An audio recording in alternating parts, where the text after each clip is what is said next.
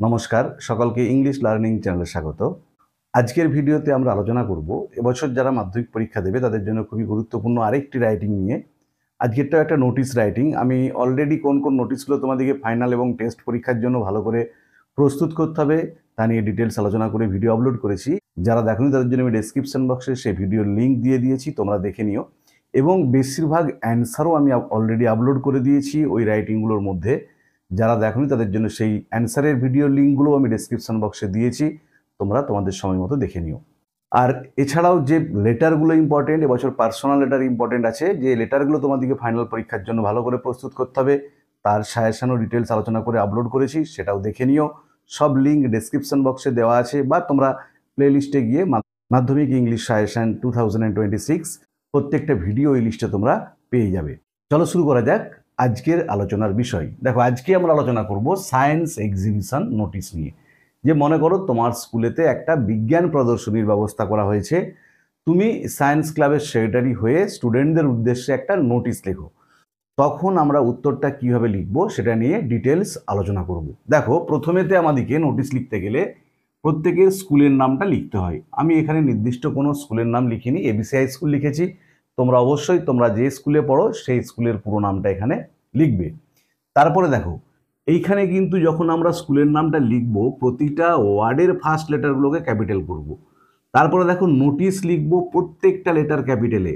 এগুলো কিন্তু খেয়াল করতে হবে, এই ফরম্যাটগুলো যেন ঠিক থাকে নোটিশ রাইটিংয়ের ক্ষেত্রে। একটা কথা মনে রাখবে, 100টা ওয়ার্ড আমাদের লিমিট, এবং নোটিশ রাইটিংয়ের ক্ষেত্রে তোমরা দেখেছো একটা ফরম্যাট যদি কেউ মনে রাখো প্রত্যেকটা নোটিশ রাইটিং সহজেই লিখতে পারবে। মাঝের 3-4টে সেন্টেন্স যে আলাদা হয়, বাকি সব প্রায় একই থাকে। কিন্তু এই নিয়মগুলো আমাদেরকে খুব ভালো করে ফলো আপ করতে হবে, এবং সহজ সরল বাক্য কিন্তু সঠিক লিখতে হবে। বড় বাক্য কঠিন ওয়ার্ড দিয়ে লিখতে গিয়ে ভুল লেখার থেকে ছোট সহজ বাক্য সঠিক লেখাটা অনেক বেশি ক্রেডিটের, এবং তাতে তোমরা নাম্বারটাও বেশি পাবে। এটা কিন্তু যেন খেয়াল থাকে তোমাদের। তাহলে নোটিশ লিখলাম, তার নিচের লাইনটায় দেখো আমরা প্রতিটা ওয়ার্ডের ফার্স্ট লেটার ক্যাপিটাল লিখবো। সায়েন্স এক্সিবিশন মানে যেটা বিষয় নোটিশের সেটা লিখেছি, সায়েন্স এক্সিবিশন, এসটা বড় হাতের, ইটা বড় হাতের, এটাকে আমরা ফার্স্ট ব্র্যাকেটের মধ্যে লিখবো। পরের লাইনের ডান দিকে নিচে আমরা ডেট, যেদিন তোমরা নোটিশটা লিখবে সেদিনের ডেট দেবে। আমি কোনো নির্দিষ্ট ডেট দিইনি, তোমরা যেদিন নোটিশটা লিখবে সেদিনের ডেটটা এখানে দিয়ে দেবে। তারপরে বাম দিক থেকে কি লিখেছি দেখো, all the students of our school are hereby notified that, আমাদের স্কুলের সমস্ত ছাত্রছাত্রীদের এখানে জানানো হচ্ছে যে এ সায়েন্স এক্সিবিশন, একটা বিজ্ঞান প্রদর্শনী, উইল বি ডিসপ্লেড, দেখানো হবে, প্রদর্শিত হবে, ইন আওয়ার স্কুল, আমাদের স্কুলে, যে আমাদের স্কুলে একটা বিজ্ঞান প্রদর্শনী প্রদর্শিত হবে। The exhibition will start on, এই প্রদর্শনীটা শুরু হবে। দেখো, যেদিন তোমরা নোটিশটা লিখছো তার থেকে 2 সপ্তাহ পরের একটা ডেট এখানেতে দিয়ে দিবে। ধরো যদি এটা তোমরা 2 তারিখে লেখো, তাহলে এটা হবে 17 তারিখ বা 18 তারিখ বা 16 তারিখ, মানে 2 সপ্তাহ পরের একটা ডেট দেবে। অ্যাট 11 AM, যেটা শুরুটা হবে প্রদর্শনীটা এই দিন সকাল 11টায়, and will be continued up to, এবং এই প্রদর্শনীটা চলতে থাকবে, মানে একদিন তো নয়, 3-4 দিন ধরে হবে। ধরো যদি এখানে লেখো 17 তারিখ, তখন এটা 3-4 দিনের ডেট দেবে, যে 3-4 দিন ধরে প্রদর্শনীটা হবে, 17 থেকে 20 দিয়ে মাসের নামটা লিখবে। তারপরে দেখো, যদি 2025-এ হয় 2025, মানে যদি তোমাদের টেস্ট পরীক্ষায় পড়ে, আর ফাইনাল হলে 2026, তাই আমি 2025/26 লিখেছি। তাহলে এখানেতে কন্টিনিউড আপ টু দিয়ে ডেটটা কবে দেবে, যেদিন শুরু হচ্ছে এখানে তারপর থেকে 3 দিনের ডেট দেবে। ধরো যদি এটা 2 তারিখে শুরু হয়, এটা আমরা 5 তারিখ লিখবো। যদি এটা 10 তারিখে শুরু হয়, এটা আমরা 13 তারিখ লিখবো কি 12 তারিখ লিখবো। আর এখানটাতে মাসের নামটা দেবো, যে মাসে হবে, যে অক্টোবর হলে অক্টোবর, নভেম্বর হলে নভেম্বর, মার্চ হলে মার্চ। তারপরে এখানেতে ইয়ারটা লিখবো 2025 or 26। তারপরে দেখো, the exhibition will remain open, এই প্রদর্শনীটা খোলা থাকবে ফ্রম 11 AM to 5 PM, সকাল 11টা থেকে বিকাল 5টা অবধি, এভরিডে, প্রতিদিন। প্রতিদিন বলতে এই যে কদিন প্রদর্শনীটা হবে, 17 থেকে 20 কি 2 থেকে 5 কি 1 থেকে 4, যে কদিন হবে সেই কয়দিন 11টা থেকে বিকাল 5টা পর্যন্ত প্রদর্শনীটা খোলা থাকবে। The students of our school, আমাদের স্কুলের ছাত্রছাত্রীরা, অ্যান্ড নেবারিং ইনস্টিটিউশন, যাদের পার্শ্ববর্তী যে প্রতিষ্ঠানগুলো আছে, মানে আমাদের স্কুল ছাড়াও আমাদের স্কুলের প্রতিবেশী যে স্কুলগুলো আছে উইল অ্যাটেন্ড দ্য এক্সিবিশন, তারা উপস্থিত থাকবে এই প্রদর্শনীতে। অ্যান্ড মে ডিসপ্লে, তারা দেখাতে পারে দেয়ার ওয়ার্কস, তাদের কার্যাবলী, যে বিজ্ঞান বিষয়ে তাদের যে কাজ সেটা তারা দেখাতে পারে। অ্যাজ যেমন মডেলস, তারা মডেল তৈরি করতে পারে, চার্ট তৈরি করতে পারে, পিকচার্স এটসেট্রা, ছবি দিতে পারে ইত্যাদি। যে বিজ্ঞান বিষয়ক কোনো মডেল, বিজ্ঞান বিষয়ক কোনো চার্ট বা বিজ্ঞান বিষয়ক কোনো ছবি ইত্যাদি তারা এই প্রদর্শনীতে দেখাতে পারে। শুধুমাত্র আমাদের স্কুলের স্টুডেন্ট নয়, আমাদের যে নেবারিং ইনস্টিটিউশনগুলো আছে, পাশাপাশি যে স্কুলগুলো আছে, তাদের স্টুডেন্টরাও কিন্তু এই প্রদর্শনীতে তাদের মডেল, চার্ট বা পিকচার ইত্যাদি দেখাতে পারে ইন দ্য এক্সিবিশন হল, এই বিজ্ঞান প্রদর্শনী হলেতে। Mister B Saha, an eminent scientist, Mister B Saha একজন বিখ্যাত স্বনামধন্য বিজ্ঞানী অফ আওয়ার কান্ট্রি, আমাদের দেশের, উইল ইনাগুরেট দ্য এক্সিবিশন, তিনি এই বিজ্ঞান প্রদর্শনীটা উদ্বোধন করবেন। যে যখন প্রদর্শনীটা শুরু হবে বি সাহা উপস্থিত থাকবেন, যিনি একজন বিশিষ্ট বিজ্ঞানী, তিনি এই প্রদর্শনীটার উদ্বোধন করবেন। দেখো আরও নোটিশটা আছে, বোর্ডটাই ধরেনি, কিন্তু যতটা লিখেছি আর একবারটি বলে দিচ্ছি, কমা ফুল স্টপগুলো ভালো করে দেখে নাও। তাহলে প্রথমে স্কুলের নাম, তার নিচে সব ক্যাপিটালে নোটিশ, তার নিচে বিষয়টা সায়েন্স এক্সিবিশন, তার নিচে ডেট, যেদিন লিখছো সেদিনের ডেটটা দেবে। বাম দিক থেকে all the students of our school are hereby notified that a science exhibition, যেটা বিষয়, প্রথম লাইন প্রথম লেটারগুলো ক্যাপিটাল লিখেছি, will be displayed in our school, full stop. The exhibition will start on, দিয়ে যেদিন লিখছো তার থেকে 2 সপ্তাহ পরের ডেট দেবে, অ্যাট 11 AM, এ ছোটদের ফুল স্টপ, এম ছোটদের full stop, and will be continued up two, তারপরে দেখো আপ টুর পরে কোন ডেটটা দেবে, যেদিন তোমার শুরু হচ্ছে, মানে এই অনের পরে যে ডেটটা দিয়েছো তার থেকে 3 দিন পরের ডেট দেবে, দিয়ে মাসের নামটা লিখবে অবশ্যই, দিয়ে যদি 2025 সাল হয় 25, 26 হলে 26, full stop. The exhibition will remain open from 11 AM to 5 PM, এখানেও AM PM এর পরে ছোট হাতে লিখে ফুল স্টপ দেবে, everyday, full stop. The students of our school and neighbouring institution will attend the exhibition and may display their works as লিখে hyphen দেবে, models comma charts comma pictures etcetera, full stop, in the exhibition hall, full stop. Mister MR full stop দেবে, B Saha, B বড়দের full stop, Saha, an eminent scientist of our country comma will inaugurate the exhibition, full stop.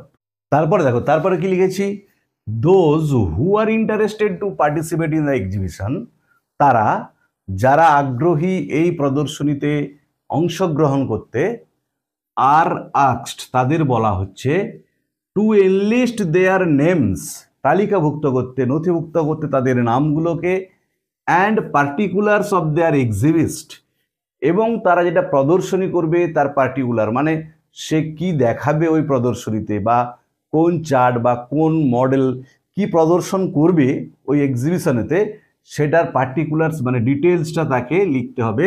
তার কাছে, to their respective class teacher, তাদের নিজ নিজ শ্রেণী শিক্ষকের কাছে, অন অর বিফোর, দিয়ে দেখো এখানেতে ডেটটা দিতে হবে, কবে ডেট দেবে, যেদিন এক্সিবিশনটা হবে তার 4-5 দিন আগের ডেটটা দিয়ে দেবে। ধরো তুমি প্রথম নোটিশটা লিখছো 2 তারিখ, অক্টোবরের 2 তারিখে, তোমার এক্সিবিশনটা হবে অক্টোবরের 16 তারিখ কি 17 তারিখ, তখন এখানেতে আমরা ডেটটা দেবো অক্টোবরের 10 তারিখ কি 12 তারিখ।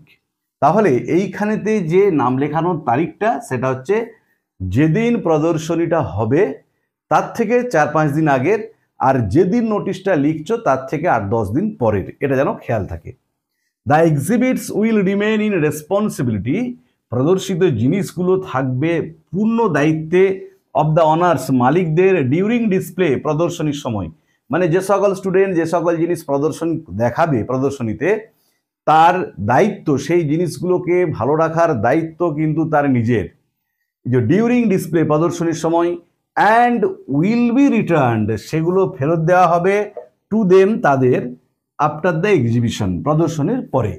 ধরো কেউ একটা মাইক্রোস্কোপের মডেল তৈরি করলে, তাহলে যখন প্রদর্শনী হবে, এই যে 4 দিন ধরে প্রদর্শনীটা চলবে, যে ছাত্রটি বা যে ছাত্রীটি মাইক্রোস্কোপের মডেলটা এনেছো তাকেই কিন্তু সেটা পূর্ণ দায়িত্ব নিয়ে দেখাতে হবে অন্য স্টুডেন্টদের প্রদর্শনী শেষ হওয়ার পর, যেদিন শেষ প্রদর্শনী হবে তারপরে তাকে সেটা রিটার্ন করা হবে।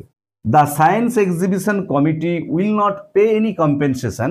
এই বিজ্ঞান প্রদর্শনী যে কমিটিটা কোনো রকম ক্ষতিপূরণ দেবে না। কম্পেনসেশন মানে ক্ষতিপূরণ। For the damage of the exhibits, তাদের প্রদর্শিত জিনিসগুলো যদি নষ্ট হয়, ড্যামেজ হয় কোনো কারণে, ইফ এনি মানে যদি নষ্ট হয়, নষ্ট হবার পসিবিলিটি কম, কিন্তু যদি নষ্ট হয় তার জন্য কোনো কম্পেনসেশন দেবে না।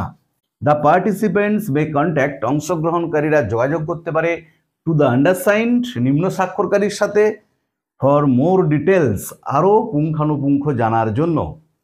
ইউর অ্যাক্টিভ পার্টিসিপেশন, তোমাদের সক্রিয় অংশগ্রহণ, অ্যান্ড এনথুসিয়াস্টিক কোঅপারেশন, এবং আগ্রহপূর্ণ সহযোগিতা, উইল সাকসিড দ্য এক্সিবিশন, সাফল্যমণ্ডিত করে তুলবে এই প্রদর্শনীকে। তারপরে দেখো ডান দিকের নিচে এসডি বা সিগনেচার লিখে তোমার পুরো নাম এখানে টাইটেল সহ লিখবে। তার নিচে তোমার যে পদটা কোশ্চেনে দেওয়া থাকবে, আমি এখানে লিখেছি সেক্রেটারি অফ সায়েন্স ক্লাব, বা বলতে পারে secretary of science exhibition committee, সেটা তোমাকে কোশ্চেনে মেনশন করে দেওয়া থাকবে তোমার পদটা কি, সেটা তুমি এখানে লিখবে। তোমার নামটা প্রথমে লিখলে এসডি বা সিগনেচার লিখে, তারপরে তোমার পদটা আমি এখানে সেক্রেটারি অফ সায়েন্স ক্লাব লিখেছি, সেক্রেটারি অফ সায়েন্স এক্সিবিশন কমিটিও দিতে পারে। তার নিচে তোমার স্কুলের পুরো নাম এবং স্কুলের ঠিকানা, আমি এখানে এবিসি হাই স্কুল লিখেছি। এবার তোমরা তোমাদের স্কুলের নাম লিখবে এবং তার নিচে স্কুলের ঠিকানা। অবশ্যই বাম দিকেতে দেখো কি লিখেছি, কাউন্টার সাইন্ড বাই হেডমাস্টার, এটা কিন্তু অবশ্যই লিখতে হবে, কাউন্টার সাইন বাই হেডমাস্টার, তার নিচে সিল, তবে কিন্তু আমাদের নোটিশটা কমপ্লিট হবে। আবার বলে দিচ্ছি, কমা ফুল স্টপগুলো একটু দেখে নাও।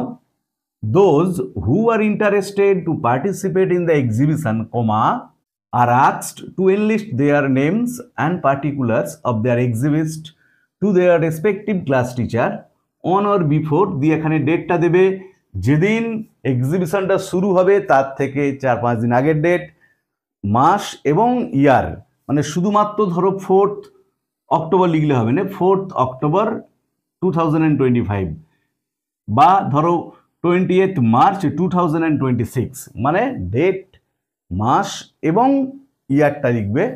The exhibits will remain in responsibility of the honours during display and will B return to them after the exhibition, full stop.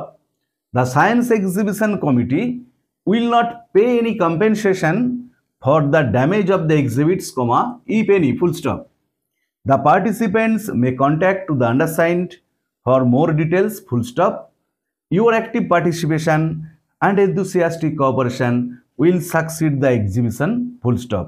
ডান দিকের নিচে এসডি বা সিগনেচার লিখে তোমার পুরো নাম, তোমার যেটা পদ সেটা কোশ্চেনে মেনশন করা থাকবে, সেক্রেটারি অফ সায়েন্স ক্লাব কি secretary of the science exhibition committee, তার নিচে তোমার স্কুলের পুরো নাম, স্কুলের ঠিকানা, বাম দিকে অবশ্যই কাউন্টার সাইন বাই হেডমাস্টার, তার নিচে সিল, তবে নোটিশটা কমপ্লিট হলো। তাহলে আজকের ভিডিওতে আমরা সায়েন্স এক্সিবিশন, যে তোমার স্কুলে একটা বিজ্ঞান প্রদর্শনী হবে, সেটা জানিয়ে স্টুডেন্টদের উদ্দেশ্যে একটা নোটিশ লেখো, কিভাবে আমরা উত্তরটা লিখবো তা নিয়ে ডিটেলস আলোচনা করলাম। ভিডিওটা ভালো লাগলে তোমরা অবশ্যই লাইক করবে, বন্ধুদের মধ্যে শেয়ার করবে এবং কমেন্ট করে জানাবে। আর যারা চ্যানেলটা দেখছো অবশ্যই সাবস্ক্রাইব করে পাশে থাকা বেল বাটনটা প্রেস করবে, যাতে পরের ভিডিওটা আপলোড করার সাথে সাথে তোমাদের কাছে নোটিফিকেশনটা পৌঁছে যায়।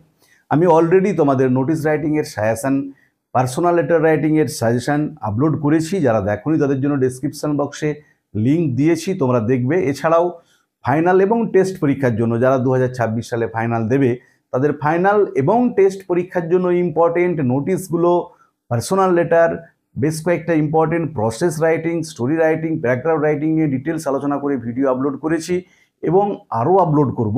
তাই তোমরা অবশ্যই চ্যানেলটা ফলো করতে থাকবে, যাতে পরের ভিডিওটা আপলোড করার সাথে সাথে তোমাদের কাছে নোটিফিকেশনটা পৌঁছে যায়। ভালো থেকো সকালে, ধন্যবাদ, দেখা হবে পরের ভিডিওতে।